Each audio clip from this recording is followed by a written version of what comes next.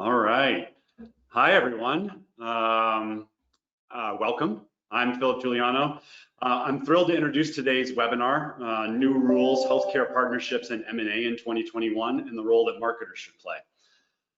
For this webinar, we've got executive leaders from M&A, from corporate communications, brand and business strategy, health system marketing, and marketing operations. And we're going to explore the current and the future landscape for healthcare partnerships and M&A, what we're seeing, what we expect to see, what makes them successful, what makes them fail, the role that the marketer should play, and how to drive efficiency and success in those activities. We're working with over 20 different health systems right now, and this is a huge topic for every single one of them, I'm sure, for every single one of you, which is why you're spending your time with us today. And we did a previous webinar on the level of consumer trust, engagement, and how to leverage that strategically at this time. And even in that, the panelists were bringing up how corporate America in their region, technology companies, media outlets, data aggregators, and other companies like that were reaching out to them in ways that they've never done that before. So I know that your time is really valuable, especially now, and we want to make sure that you get what you intended to get out of this webinar. So please do use the questions panel in your GoToWebinar attendee panel. We'll spend about 35 to 45 minutes having an organic discussion amongst ourselves with the panelists. And should you need any assistance during the webinar, also use that questions panel. Reach out to us. We'll be monitoring that. And yes, any slides that we share for this will definitely be made available for everyone. So let's get into introductions. Got a great panel here. I'll start by introducing myself. I'm a moderator for this panel. My name is Philip Giuliano. I'm a partner at BrandActive, and I bring the marketing, financials, efficiency, and operations lens to the discussion that we're going to have today. Through my career as an engineer, I did M&A and or change consulting for many, many years, a little brief stint in the brand and marketing strategy area, and now 14 years here at BrandActive. And for those of you that don't know BrandActive, because most executives have never heard of a company like ours, we're really focused in on the financial analysis, the logistics of brand implementation and marketing operations, which basically means if you're going through a big rebrand, M&A, partnership, affiliation, that kind of stuff, we're the ones that come in and help you scope, do the cost analysis, plan, and execute that conversion efficiently and effectively. And then we also spend time with our clients on marketing operations to make sure that they know how to save money, redirect resources towards things, do things more efficiently, that kind of stuff. So that's the lens that I'm bringing to this discussion. My hope, I work with all of these disciplines that's represented on our panel every day in every project that we do. So my hope is that I can facilitate a good discussion using this forum to bring out some good content for all of you. Now we'll move over to our panel. I'll let each of you spend a brief minute introducing yourselves as well. Donna Lee, why don't we start with you? Sure. Hi, I'm Donna Lee Ubertelli. I'm the VP of Marketing at the Dana-Farber Cancer Institute in Boston, and I'm very happy to be here. I'm responsible for the strategic direction and the day-to-day operations of the marketing function at Dana-Farber. And with that, I'm responsible for driving short and long-term brand impact and clinical growth. My background is in developing big brands globally in New York City at advertising agencies. Excellent. Nate? Yeah, I'm Nate Kaufman, Managing Director of Kaufman Strategic Advisors in San Diego. My associate is Whiskey. He's taking a break right now. I've been in healthcare over 40 years. I was one of the first healthcare marketing professionals at HCA and NME, which is now Tenant. I'm actually a lapsed marketer. I have my own consulting firm, and I work with hospitals and physicians primarily on physician-hospital transactions and payer transactions. I also provide strategic advisory services and board education services to health systems and large medical groups. For the past decade, I've also helped a large health system manage their orthopedic service line. So I spend a good part of every day in the trenches working with doctors, which is both the best and worst part of my day. Shannon? Thanks, Philip. Hi, I'm Shannon Susko. I'm an Executive Vice President of Financial Communications and Healthcare Lead at Element. I lead our healthcare FinComs team, which supports clients across the industry and anything that impacts reputation and valuation. So we support crisis communications, capital market needs, investor relations, special situations, and of course, M&A, which we're here to talk about today. I've spent my career at the intersection of healthcare and finance, starting originally and working for a decade for a payer that focused on the military's healthcare benefit, TRICARE, and then later moving over to the agency side where I work to support activist investors and now corporate clients who are exploring opportunities for consolidation and corporate positioning across the sector. I'm looking forward to today's conversation. Awesome. And finally, Jeff. Good morning, everybody. I'm Jeff Gorgie. I'm a partner at a firm called Profit. We are a growth and digital transformation firm that helps our clients grow through any number of ways: experience, organization, culture, marketing, and certainly brand strategy.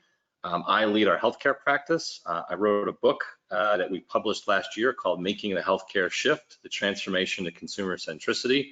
And through that, I learned all kinds of interesting stories and insights, and looking forward to sharing the experience from that work and from our client work on the subjects at hand today. Awesome. Awesome. So that's good background on everybody. Leverage that background. If there's questions that come to mind, even outside of their current roles, you got some history. So by all means, again, use that question panel, ask some questions, and we'll get to that in the back half of this webinar. So let's move on to the topics that we're going to be discussing. As I mentioned sort of at the beginning, we're going to be talking about the current and future state landscape of partnerships in M&A, what makes them successful, what makes them fail, how brand and culture play a role in that and shape the success of the partnerships. What's going on right now around the acceleration of getting things done, just in general, frankly, as a marketer in a health system, but also as it relates to partnerships in M&A.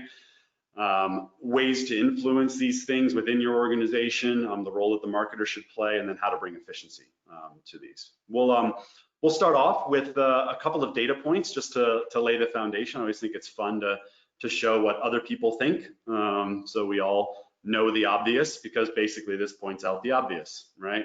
We're looking at a B of A and Health Leaders media study that basically says over the next 12 to 18 months actually, 2/3 of health systems are currently exploring new deals or in the process of exploring new deals. I don't think that's a surprise to anyone, but interesting information. And as we move to the next slide, right, and we look at the next 3 years, right, again, only 10% of respondents are saying that they're unsure of or might be decreasing their M&A partnership activity. And on the next slide, we've got an E&Y study, which basically is in furious agreement. So again, we got a second third party here talking about how that this basically matches a 10-year high of expectation level for partnerships in M&A. So again, really contemporary topic. And then finally, we'll show one more piece, which is the president and CEO of Hartford Healthcare, Jeffrey Flax, spoke at Modern Healthcare on partnerships and was really highlighting what makes them successful. And his 4 points of success in a partnership is community, access, quality, and affordability. And I know from our prep conversations with this panel, Nate potentially in particular would have a perspective on this, and we'll get into some questions around what really does make these successful from a business metric side, and then also just the more intangible success factors. So we'll get into that. But let's start off with a general thought on the current and future state of partnerships in M&A. Shannon, I know that you're involved in quite a lot of these across your client base, and how would you describe the current state of affairs, how the pandemic may have accelerated expectations and timelines? Is there a greater opportunity right now in your perspective, and why for partnerships in this time?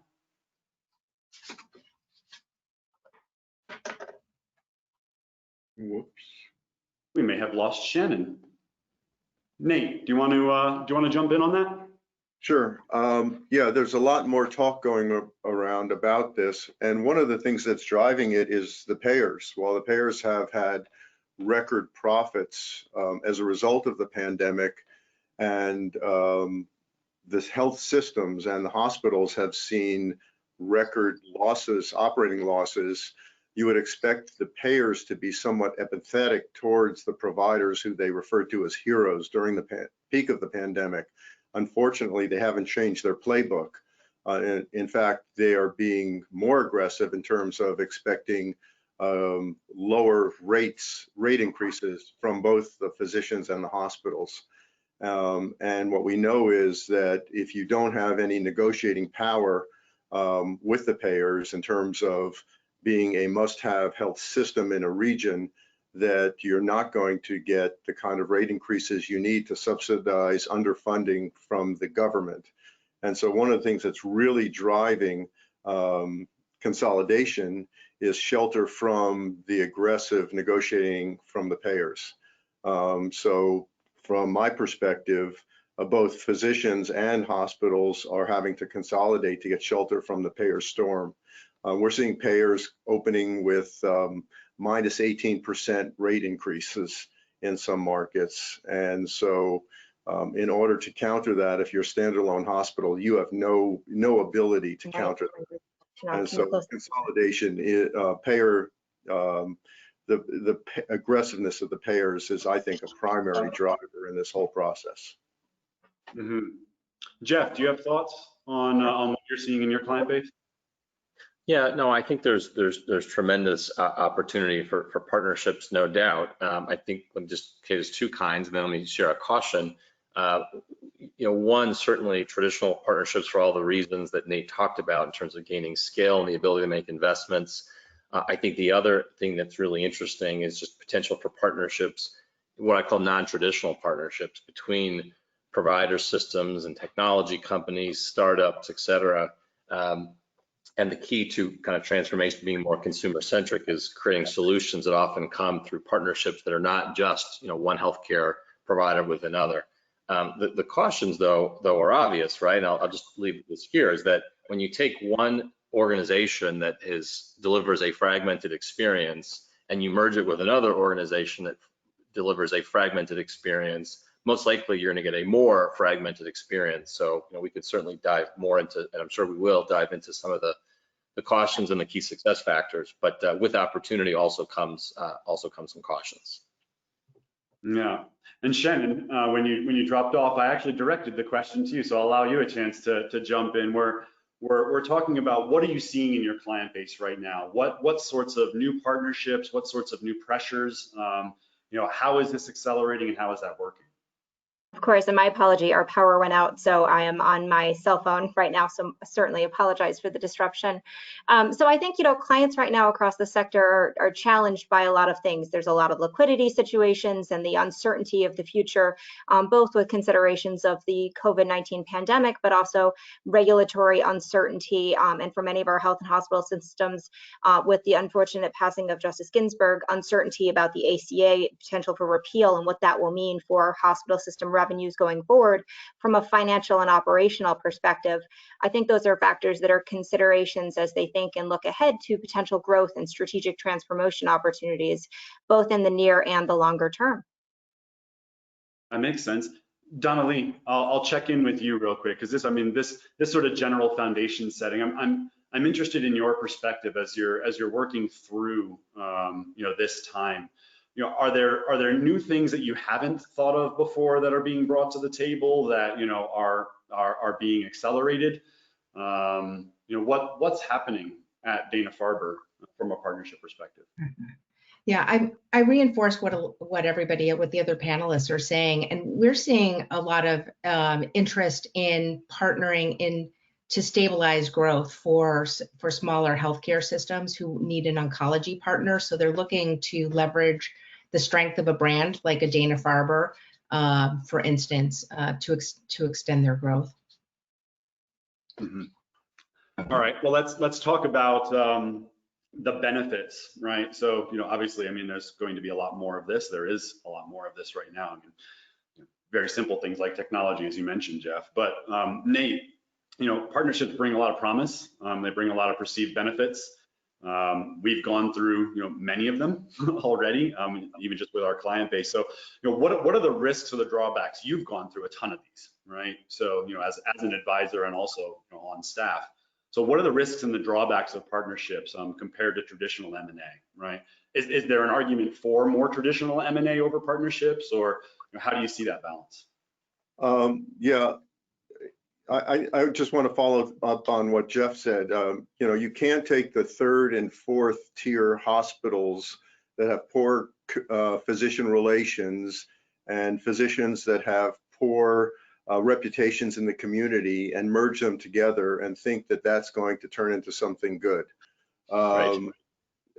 Also, Navigant did a study recently of 93 health systems, and they plotted their revenues against the profits, and actually saw an inverse relationship between revenues and profits, because the larger you are, the more difficult it is to create an operating company that's efficient and can present to the market a brand that is consistent and high quality. In fact, what happens is they lose control of operations and start dictating things from the system office and start mandating layoffs, and all the hospital personnel, instead of focusing on the patient, are focusing on whether the system's going to dictate another layoff. And so, quote, the brand becomes all the employees of the system looking over their shoulder, wondering if they're going to be the next layoff. So the whole issue becomes, how do you balance the systemness and creating a true brand to the public and to the physicians? Because in my opinion, the physicians are the key to a brand. How do you create that kind of commonality of care delivery with the ability to address the nuances of local healthcare? And very, very few organizations have been able to create that balance. And so the larger you get, the more you become just this behemoth that loses control of operations and loses control of the brand. And so scale is not always in your favor. And so just because you've merged doesn't mean you create a brand. In fact, just the opposite is what the data shows. So the answer is that scale is not necessarily in your favor, and very few have been successful. So, and just one other point, most of the partnerships that I see out there aren't working when, we talk about mergers and other partnerships with hospitals or health systems. It's kind of like being half pregnant. Most of these other ones don't work. I just don't know that they're, so we're still in the early phases of what makes up a successful merger, I think. They're few and far between. Yeah, just to build on that point, some of our work comes, around the time of a merger, but an awful lot of our work will come 3 and 4 and even 7 years later, where they want to create a one company approach, right? And you ask, why are you not one company? You did your last merger 7 years ago, and very often it's because of those issues. The deal was put together for financial synergy reasons, which are totally logical and provide a potential not only for bottom line savings, but potential for driving the entire triple or quadruple aim, but they don't always materialize. So we usually advise in the early days, bring your customer to the deal table, bring your marketing department to the deal table. Don't let your marketing department find out when it hits the newspaper, right, that you've made this merger. That's kind of the early days. And then after the merger, think about, not just system integration, financial system, technology system integration, but think about all those other kind of cultural pieces that make people actually want to work together and want to deliver on a value proposition that makes the merger make more sense for the patient than the entities independently.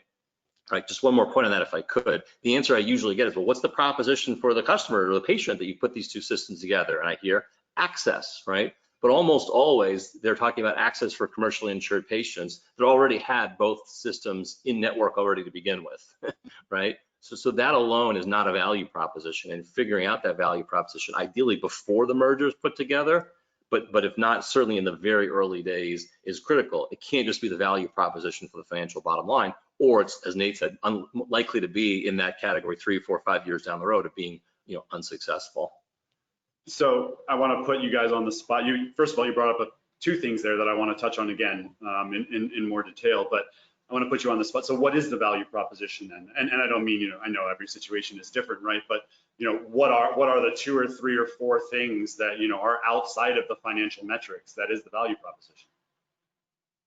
So there's a couple of different buckets that they could fall into, right, off the top of my head, right? One is it can be, greater expertise, right? So ability to have greater collaboration between systems, greater access to clinical trials, greater sense that they're creating something new and best in class, right? Versus just the local community oncologist, for example, right? So that's kind of the first one, user on expertise. The second one, which I think is actually more important and likely to be prominent going forward, is about, is I'll put in the bucket of a better experience, right? So per our last exchange, putting systems that don't work together, that don't talk to each other together, is actually likely to be a step backward to begin with.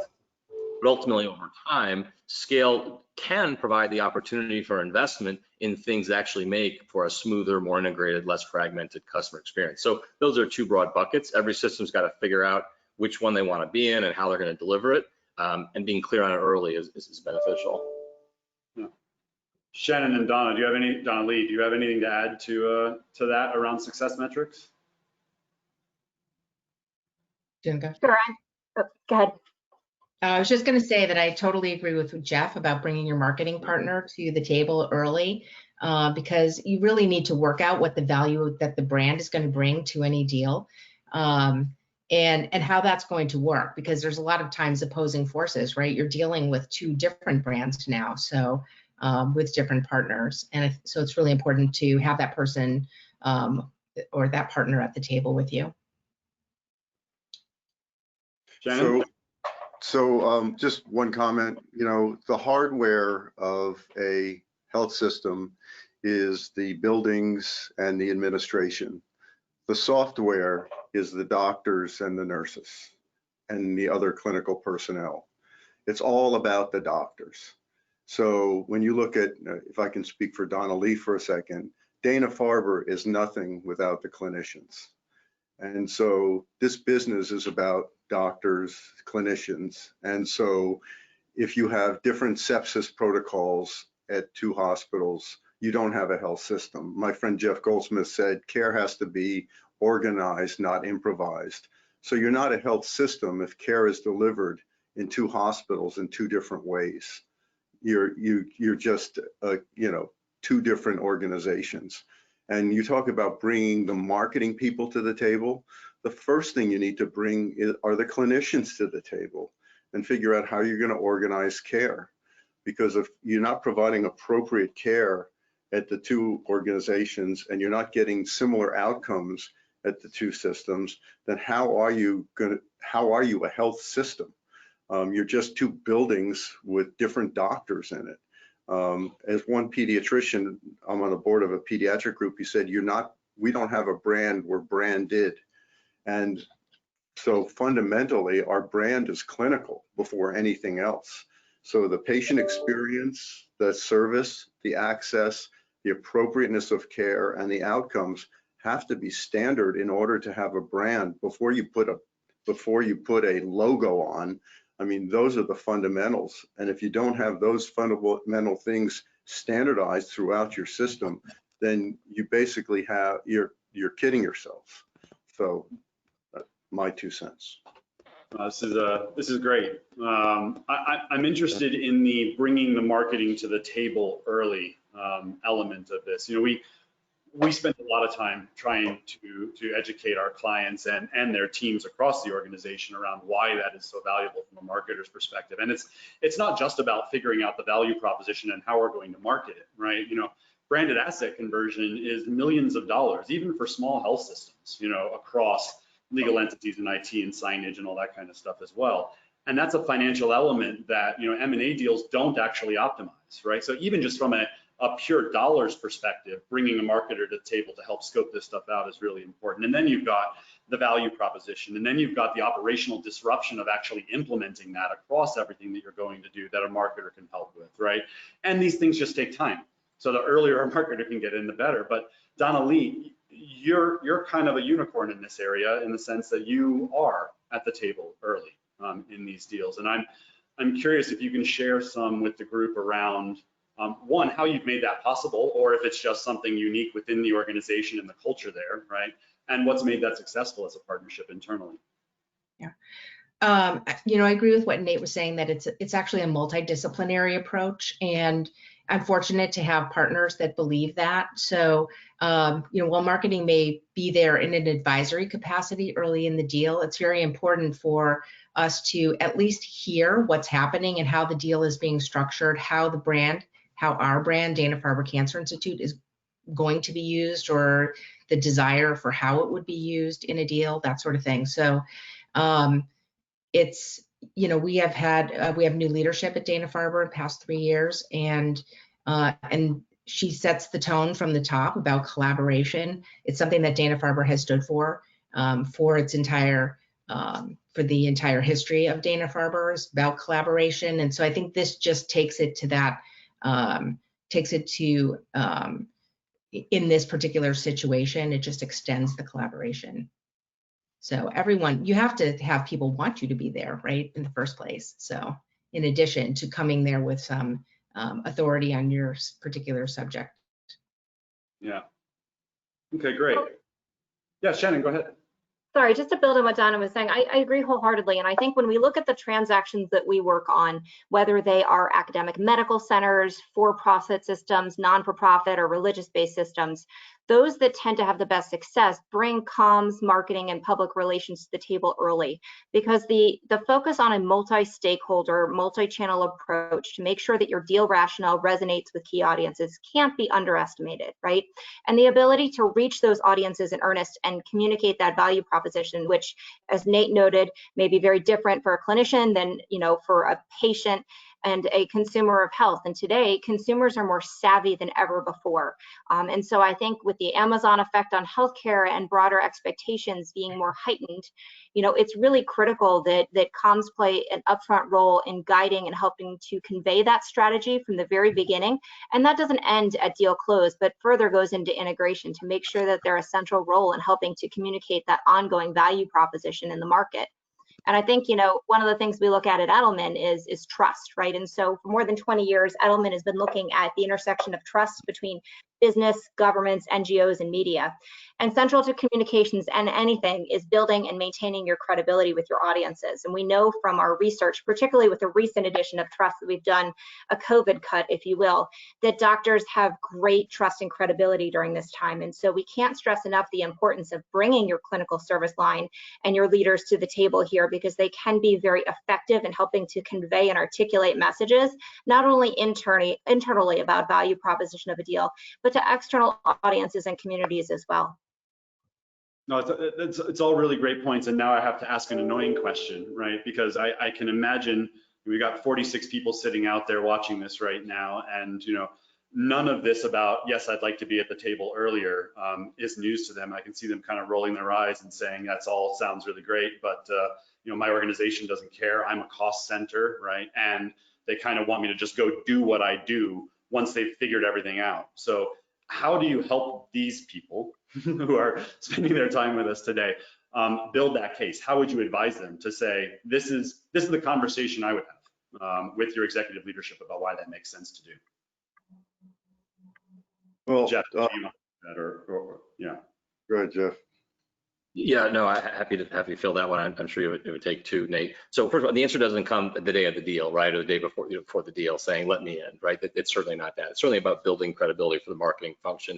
I would say this, a lot of our work is around building what we call modern marketing organizations and looking outside of healthcare, places like Target, like MetLife, like Electrolux, like other places where they've made a transformation, right? It usually starts, though, in healthcare by bringing examples from outside and talking about the role that marketing can play beyond communication, beyond logos, beyond advertising.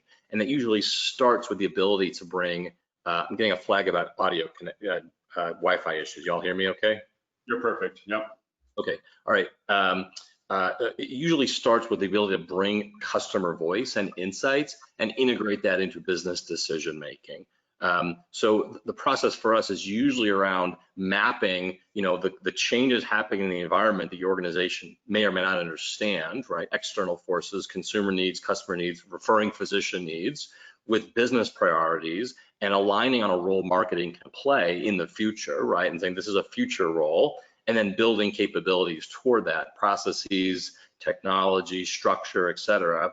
But then it's about putting proof points on the board bit by bit by bit and showing how marketing can add value before the fact by bringing in insight and informing a business decision, not just communicating it after. And through a couple of those building proof points over time is where marketing organizations build credibility so that when the next deal comes along, there's opportunity to play a bigger role than in the past.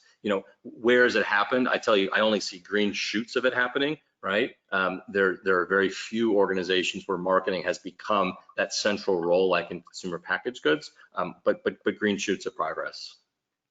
So one of the things that I just heard about the Amazonization, Shannon, you said it better, of consumerism in healthcare. I really caution everybody. There are segments of consumers in healthcare. 5% of any population in healthcare consumes 55% of the healthcare dollars. These are high-cost claimants, and these people don't shop. They don't shop at all. These people have HIV, they have cystic fibrosis, they have cancer, and there's a whole bunch of research about these people, and they go where their doctor tells them they're in the system, and there's a whole lot of data on this. These are doctor-directed folks in general.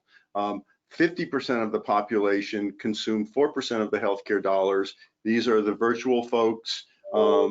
They may or may not shop, and they shop for select services like ED, urgent care, and other things. So we need to first thing I ask is we segment the market and understand that 5%ers are physician-directed, totally physician-directed, and probably the next 5% that consumes another 20% of the healthcare costs, they probably don't shop much. They have multiple chronic conditions. And the reason I bring that up is we have to segment the healthcare market. Don't assume that everybody's going to be a consumer and they're going to shop the same way and all that stuff. The second thing is the reason I am a lapsed marketer is because I couldn't stand sitting there and having some CEO tell me that, okay, we just hired this physician who is not respected in the community, and we put him in a closet, now go sell him. And I was supposed to go try to figure out how to make that all work. And I just get back to the fact that you have to have all the elements in place, and if they're not listening to you as a marketer, I don't know how to fix that stuff. And if you don't have good physician relations, you can't go on to that next step of going and branding and selling. And so hopefully you can find a small project and show that it works. You mentioned Jeff Flax. He's one of the smartest young CEOs in the country. I work with him a lot. And we've been able to show that by putting physicians in charge of an orthopedic inpatient unit and listening to them and working with them and then marketing them, that we've been able to shift market share and increase profitability. And once you can take a small project and show that it works, then you get the CEO's attention. That's the only way I know to get marketing to the forefront, because most CEOs still don't get it. I think communications and marketing are also at the forefront for both offensive and defensive reasons, though, right? Because if we think about it, everything we've just spoken to speaks to deals that are successfully announced, right? And nearly 45% of deals leak early. Right. So if you don't have your comms, marketing, and PR team at the table early, you're really at a strategic disadvantage, because you may be finding yourself as a system in a situation in which your deal rationale has been controlled, the narrative has been controlled by someone else. And so capturing or recapturing control of that in short order and getting things back on track is critically important. And central to that is obviously your comms, your marketing, and your PR teams to make sure you're appropriately situated to get back on track, execute against your strategy, and really regain control of the rationale for this deal and the strategic benefits for all audiences, not just those who may be supportive of this. I'm really glad you brought that up, Shannon. Honestly, that's one of the areas that we spend a lot of time advising our clients on as well. Not that we do communications, because we don't, right? But that owning the conversation element of that can only come if you've had time to plan for it, right? Or you've got a playbook associated with that because you've taken the time to plan out what that playbook looks like, or whatever that looks like. So I think those are all really good ideas. I'm interested, Jeff, you talked about the cultural element of this, right? And in any partnership in M&A, right? I mean, you go back 15 years and every study, right, says, the biggest point of failure in any M&A or any partnership is, employee buy-in, culture, and experience, right? So how do you address that element, right? Particularly in hospitals and health systems that have such a massive cultural attachment to the organizations that they've worked for 20 years in the community that they were born at, that blah blah blah, right? I mean, how do you manage that? Yeah, so interesting. There's a project that Philip, your team and our team worked on together with a post-acute care provider merger, and here the interesting insight was so a couple of things. One is before I go there, one is that sometimes like communicating externally and explaining what's the value proposition and why this is done is absolutely essential, and getting it right is hard, right? But actually, that's actually often not as hard as getting the employees to buy in, right? Because the average patient, they wonder, this is new, what's this about? They get an explanation, they're satisfied, right? Employees are much more skeptical. They have much more skin in the game, so to speak. It much more affects their livelihood. But back to the deal that Philip, your team and our team worked on, the post-acute care deal. The insight there, interestingly, was the senior most leaders got it, right? And we're probably part of architecting and bringing it together. Later on down the road, the frontline employees, the nurses, they got it. They said, okay, this is the new way we work and the new silos we work in. They got it, right? The biggest barrier were those people, those career employees who'd spent 15, 20 years, most likely had gotten to what I'll call, middle management and next level down from the C-suite management, and put so much of their own kind of self-value in their relationship with the organization, to your point. So that's very often the pinch point. It's not in the very front lines, right? It's not at the very, very top. It's in between. So that's critical. And I think what typically works with us is first of all, over communicating and explaining, but also we always advise the chance to build something together. So for this post-acute care organization that we recently worked on the merger with, we worked through a very co-creative process with dozens and dozens of employees to create their new values of the new organization. Now, in the end, if I put it up on the slide, you'd say, yeah, that stuff looks familiar. That's the typical things that healthcare organizations include as values. But the magic was in the creating it, and the magic was in people knowing they were creating it. And if they didn't directly participate, knowing their peers and friends participated and knowing they were invited to participate. And those are the types of things that get people to say, this isn't a takeover. This is the opportunity to create something together that goes beyond the initial messaging and actually create some tangible shared experiences to allow that. So that's usually the key to make it happening smoothly. You create new interactions you wouldn't have had otherwise. You focus on the what are we creating versus where did we come from, and you focus on the shared experiences and shared values and shared kind of vision for the future. Yeah, Donnelly, I'm interested, for you, as the leader of a health system from a marketing communications perspective, how are you doing it? Right, from a cultural integration standpoint, even just a partnership that says, yeah, we're going to use your brand, whether that's actually directly owning your brand or some sort of co-branded environment or something like endorsement. How are you managing that? I think there's a couple of things. So we've worked over the past couple of years to rebrand ourselves and create a brand architecture. So we have a very complex organization with a lot of partnerships, hospitals and physician practices and pharmaceutical and biotech and so forth. It's all very complicated. And And so we sorted out our brand architecture and created very strong brand guidelines. And I think we start there. I think you have to be really organized about what you're doing, and you bring that to the table. And then I think you can, it's very important to establish guidelines for any partnership. So how the brand is going to be used and how it's going to be talked about, and all of that needs to be part of the discussion, as the deal is being put together. So it's very important for everybody to be in alignment on that. And yeah, when you look at actually managing those, so instead of communicating around, okay, we've got this new partnership, or we've got this new M&A, and now we're engaging, right? Once you're beyond that point, and now you're in the point of managing that partnership, right? How do you manage that for quality, consistency, the right brand representation? yeah, depending on the type of deal it is, if it's a collaborative partnership, for instance, we do have a team of marketers and business development people who work directly with them to support the physicians and to support. So to Nate's point, the physicians at Dana-Farber bring a lot of the credibility to the organization, a lot of training and knowledge and so forth, and that's all part of what they're partnering with us for. And so we have a team that manages those relationships. So putting on programs, CMEs, and many other activities in the marketing and communications area that support that relationship on an ongoing basis. That's great.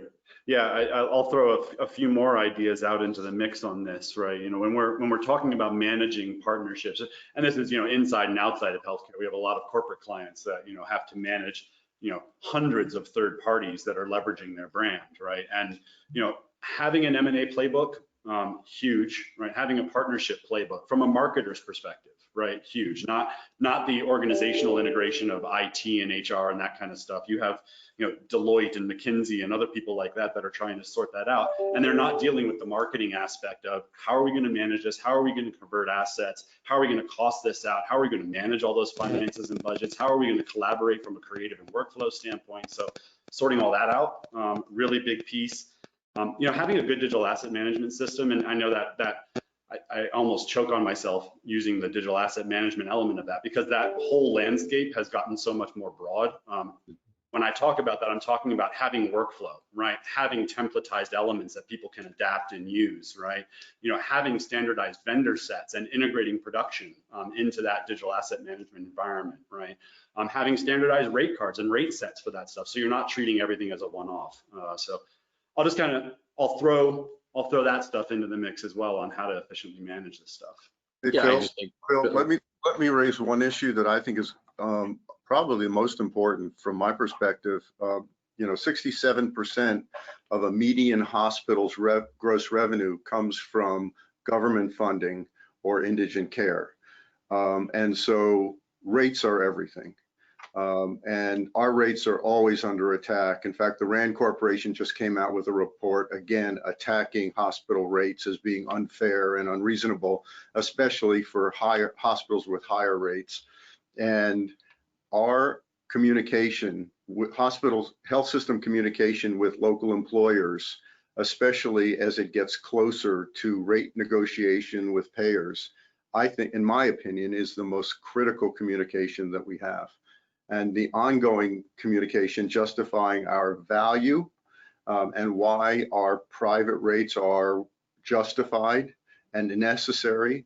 To me, there's nothing more important that a marketer does than that, because we are under attack and there's no way that we can survive on anything close to Medicare or Medicaid rates. And the payers, this is a space I live in, have become more aggressive. And then we see RAND Corporation coming out with these national studies saying that employers shouldn't be paying 250% of Medicare. We're under attack constantly. And so from my perspective, there's no more important area that we need to be focusing on. And we're not very good at it at this point. Okay.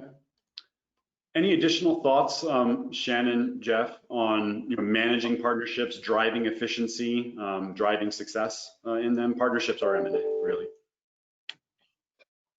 Sure, I'm happy to add one thing there. I think to your point there before, Nate, and then to your question, Philip, I think, there are a lot of reasons that drive partnerships and M&A activity. And I think right now, some of the things that drove it pre-COVID are still in the mix, but there are others that have taken on greater emphasis, right? So we always see opportunities for mission alignment, for capital or financial reasons, payer considerations, Nate, to your point, market and community needs, and then optimization of systems, right, are a few that, particularly during the COVID era now, are really important.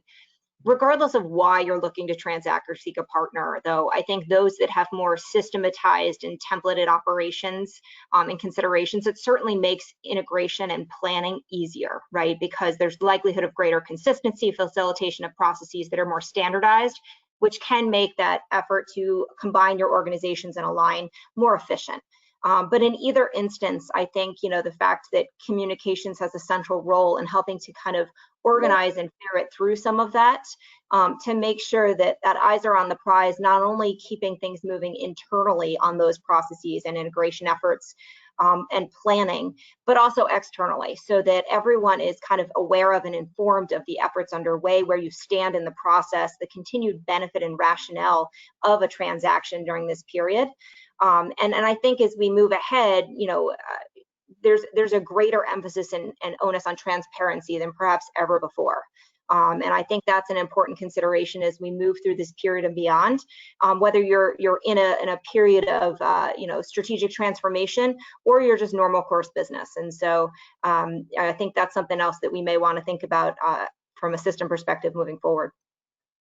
Yeah, I'll just pick up, I think, on points. I think I heard implicit in Shannon's response and Philip in your response, just around making M&A can become, if not a competency, at least something that you can get better at, right? If organizations are diligent about learning, and you look at the advocates of the world that have joined forces with Aurora, in the process of possibly joining forces with Beaumont, and announced very publicly they intend to continue to expand.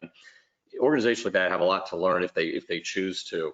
Nate's experience maybe at Tenet and HCA may or may not support that. I don't know, but I think it's really important for organizations, once they've gone through it, to memorialize what worked and what didn't. Otherwise, there'll be legends and lore and probably myths created by the time the next deal comes around.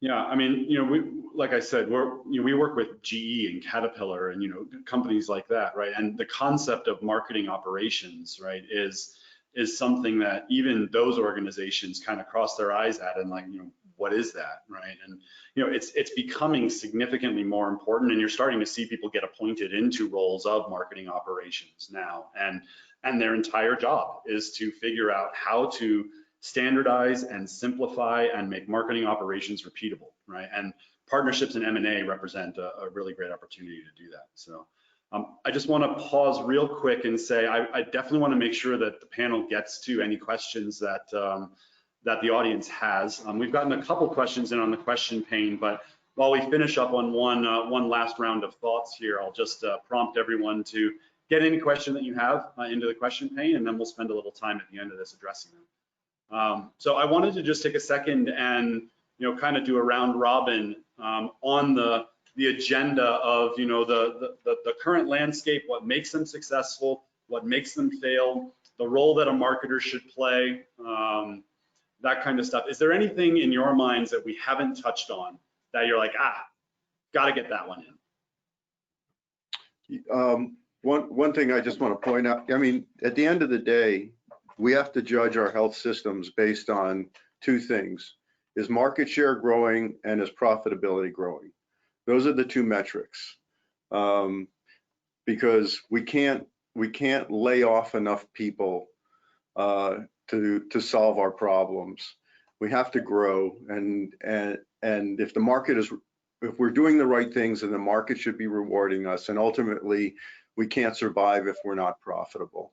And so the ultimate reward for an M&A strategy has to be market share and profitability. And one of the concerns that I have is if you look at a lot of these organizations, at the end of the day, if M&A is working, the answer has to be that market share and profitability is growing. And what scares me out there is that a lot of the M&A work, the leadership of the organizations and the boards have been fooled into thinking that things were working because the buying organization had high rates, and high rates hide sins, operational sins, marketing sins, physician relations sins. And as the shift from commercial to Medicare, Medicaid happened, all of a sudden they uncovered that they're not good operators, they're not good marketers, they're not good physician relations people, and now they're struggling. And so one of the concerns I have is this hubris that exists in our organizations, that we're good, but we weren't really good, we just had really good rates. And so I encourage all organizations, as they do M&A work, to discount the benefits of high rates and really look at the two questions, which is market share, which is not hidden by high rates, and profitability. And if those things aren't growing, then you've got some sort of marketing, operational, or physician relations problem that needs to be attended to. Don't be fooled, and get back to basics. The only thing I'd say, Nate, your point's well taken. The other metric for me feels like it has to be on the table is related to outcomes and experience. And I think, to your point, I'm sure in your mind, when that happens, market share grows, right? But I think there are, and that's often true, but I think there are counter examples as well where market share grows and there are problems with that. And the inverse is true, right? If you measure outcomes and experience and you improve those, then market share will follow. So, but all your points were well taken. Donna Lee, any final thoughts that we've missed from your perspective?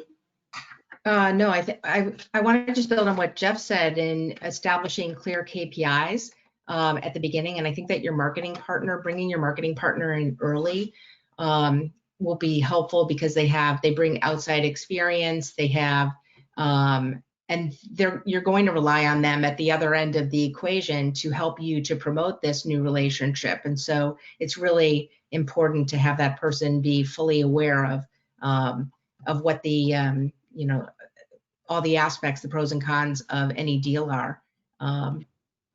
So yeah. All right, a question from the group here. In your experience, would you speak to what extent you see brand value as a strategy in negotiating partnership agreements versus brand use as a negotiating tool by those negotiating the partnership? Really, it's a brand value question, right? Of, does brand value in your mind play into partnership negotiation, or is it straight financial? it's like the $1 million question. Yeah, I guess I don't think it's either or, Philip. I think there's clearly far more than financial value, but so often the brand value, when you have systems in different geographies, one brand doesn't mean anything to the other geography, and vice versa. So, I'm fully an advocate for making sure the customer comes to the table, the marketing department has the ability to bring the customer voice comes to the table, brand considerations come as part of the table. But brand value, I think of as in a lot of ways as an outcome, and not in my mind a reason to do a deal. Yeah. But I think it's an important component when you're putting the deal together, is what is the value that your brand is bringing to the partnership, and understanding what that is, because I think it can be leveraged in your negotiation. Yeah, healthcare is such an interesting industry in this, and I know I'm not a branding guy anymore, right? You guys have much better perspective on this, but we see it a lot more in the corporate space, that brand value gets leveraged as an asset in deal negotiations.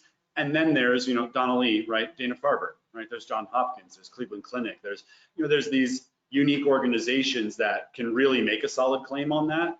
And then there's other people that have a hard time making that argument. I've actually seen huge brand value of individual physicians in a region. So if you bring the clinical star from one hospital to the other, they get a huge following and you get brand value from them. I've actually not seen a lot of brand value when you, for example, bring a certain competitor to Donna Lee down from let's say Texas to Minnesota. You don't necessarily get a lot of brand value, or bringing a Mayo affiliation to Washington, D.C., all of the hospital administrators look at the fact that there's that affiliation, but I haven't seen a lot of big market share shifts as a result of a Mayo affiliation. So, you know, everybody, all the administrators look at the billboard, but you don't see a lot of patients shift as a result of it. So to me, the biggest brand value, I'm sorry for being a broken record, is with the physicians in a particular region. Another question. How can academic medical centers overcome their bureaucracy and delayed technology to be competitive and successful in engaging in M&A activity? So when I approach those clinical stars at academic medical centers to steal them away from academic medical centers, my pitch goes like this.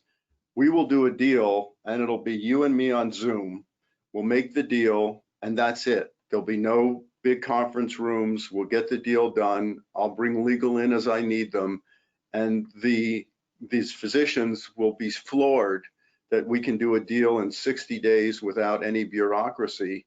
And that's it. I mean, it's a huge competitive advantage over these academic medical centers that can't figure out how to get out of their own way. It's just embedded in their organizations. And I can't figure out why they just refuse to create these bureaucracies that they have. And I've represented, by the way, physicians who have tried to negotiate with these academic medical centers, and the rules and the just how stringent they are, it's impossible to deal with them, just impossible. So Nate's point is get rid of your bureaucracy or I will steal your doctors. Got it. It's that simple. And we have, and in terms of market share, it's been a huge opportunity for market share growth. And I don't understand why they just can't figure it out. I mean, it's not hard, you just stop doing it, but they won't.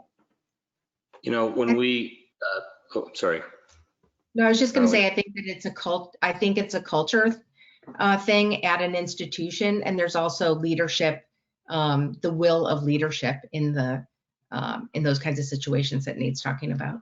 So go ahead, Jeff. Yeah, let me pick up on that point, Donnelly, because there are, you know, we've advised clients that how do you create the low-hanging fruit and some quick wins starts to catalyze greater change. But our research is reasonably clear, is that when organizations successfully complete a transformation, including AMCs, right, for the question, it always comes from the top, right? It's just impossible to drive transformation and drag the CEO and the C-suite along. They've got to be on top. They've got to be driving it. And for those listening in, that may not be the answer you prefer to hear, but the research is clear. I mean, that is the path toward transformation in and outside healthcare. Mm-hmm. One final question for a rapid fire 2 answers from the panel. What unique added value role should academic medical centers play moving forward? Rescuing regional systems, lowering costs, building a more robust primary care network? What are your thoughts? What makes you think that academic medical centers can do those things? I mean, just the fact that how can they do those things? And it just gets back to the comment, Phil, the system that I work for, the CEO hired me and said, you're outside the organization, go do your stuff. And that was the only way we were able to overcome bureaucracy. So I'm not loved within that academic medical center because I just kind of work outside. So I guess my question is, how can an academic medical center implement all of those things when they have such difficulty just working within the academic medical center? Yeah, my answer is academic medical centers should do what academic medical centers do best, right? And you know, many are building front door strategies because they need to, right? But in the end, they're not better at the front door than the non-academic medical centers. It's just a cost of doing business and doing what they need to do. So the premise of the question, you know, my initial reaction to the premise is similar to Nate's. Mm-hmm. Okay.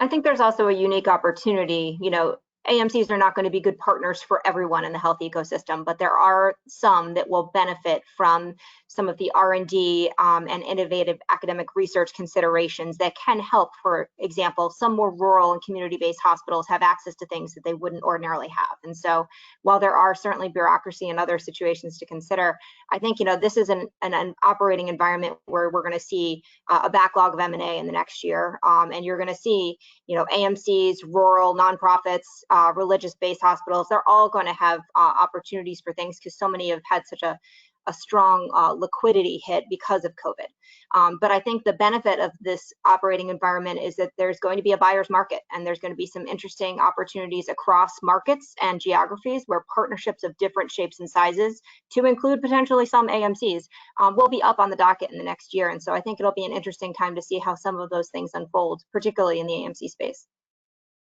Excellent. This brings us to the top of the hour, everyone. Thank you to our panel. Really great job. And thank you to our audience for participating and for the questions.